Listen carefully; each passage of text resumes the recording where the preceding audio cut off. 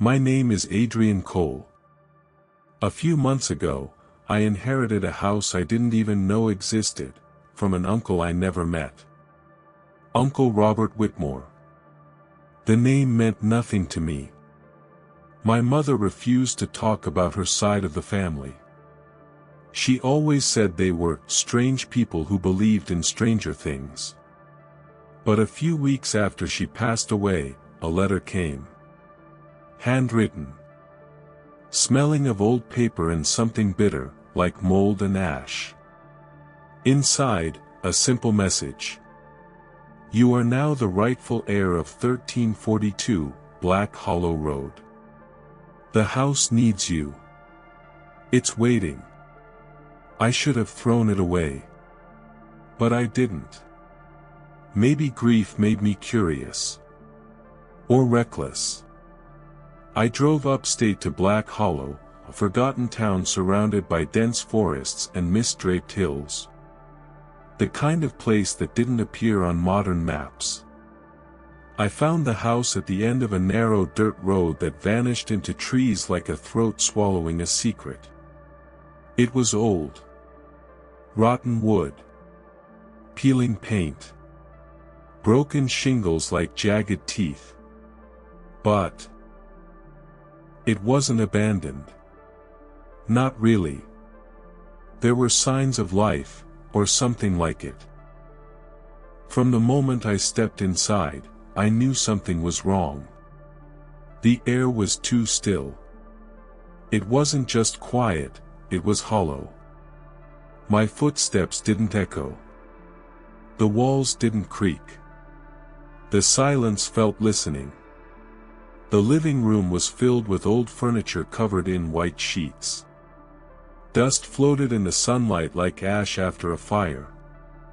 But the fireplace was warm. Recently used. I found journals. My uncle's. He wrote in the margins of old books and newspapers. Notes that made no sense. The walls remember. They repeat. Don't listen at night. The boy still lives in the attic. He never stops knocking. If the house offers you tea, say no. It's not tea. It's memory. That first night, I stayed in a room upstairs.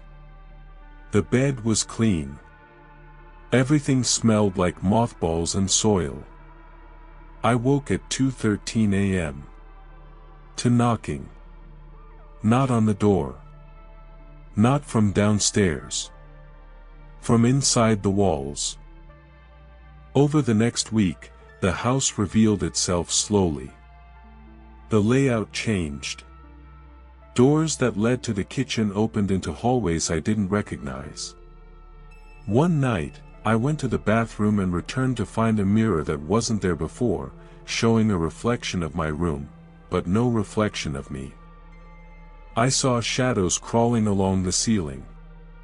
Not from lights. There were no lights on. The basement was locked. But every night, I heard scratching coming from beneath the floorboards. Like something trapped, or something that wanted to get out. And always, the same time. 2:13 a.m. The knocking. Faster. Closer. One night I put my ear to the wall and whispered, "Who's there?" A child's voice whispered back, "Why did you leave me here?" On the 8th day, I found the red room. It wasn't there before. A door at the end of the upstairs hall, blood-colored wood, iron handle. I don't remember opening it, but I was inside. The room was circular. No windows. One light bulb swaying slowly. The walls were covered in pictures of me, doing things I had never done. Me crying in the corner. Me holding a knife. Me with my mouth sewn shut. And in the center of the room, a chair. Tied to it was a doll. Porcelain. pale, wearing my clothes. Its eyes followed me when I moved. I tried to leave, but the door was gone. For 3 hours I screamed. Then I woke up in bed. But the red dust from the room was still on my hands. I finally opened the attic. I wish I hadn't. The ladder creaked like bones snapping. The attic was cold, colder than outside. It stank of wax and decay. There were toys. Dozens. All facing the same wall. That wall had a message carved over and over again. Don't forget the boy. I turned around and saw a child crouched in the corner. His eyes were completely black. He smiled without lips. I live in the walls, he said. Uncle said you'd come. I ran.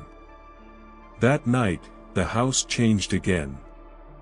I could hear laughter behind the wallpaper. The dolls had moved downstairs. One of them sat in my chair, facing the fire, whispering. I tried to leave. My car wouldn't start. The road was gone. I found the dining room set for 2. China cups. A full kettle. Steam rising. A voice from nowhere. Have a seat, Adrian. I sat. I don't know why. Maybe I was too tired to resist. Across from me, something sat down. I couldn't see it. But the chair sank. The cup lifted. It told me things. It told me about my mother, how she had lived here once. How she made a bargain with the house.